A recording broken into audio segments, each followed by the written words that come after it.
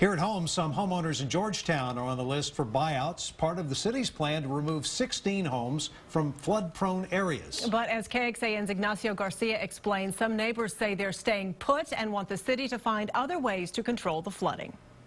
These three culverts on the far right were added after the 2010 floods. They were enough to remove 11 homes from risk, but not good enough to remove 16 others from flood danger. I think it's finally settled about this high. Rosemary Rodriguez says the flood 3 years ago wiped out many of her belongings, but in spite of the flood threats, there's nowhere else she'd rather live. We'd like to stay here. We've been here for all these years, and my kids have all grown up here. These are the new culverts we constructed in 2011. Ed Polashik says the new culverts have helped reduce risk in the San Jose and Quail Valley neighborhoods, but only one option is 100% safe. The city could spend $7 to $8 million doing detention ponds and channel improvements and still have 5 to 7 homes in the floodplain.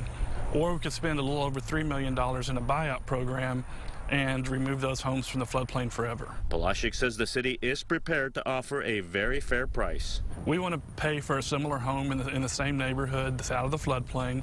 We'll pay for their moving expenses, and we want them to be in a safe environment. They're bigger and wider. But Rodriguez says she's staying put, and no amount of money will change her mind. So there's a lot of sentimental value. They will never have the money to pay for that. In Georgetown, Ignacio Garcia, KXAN News.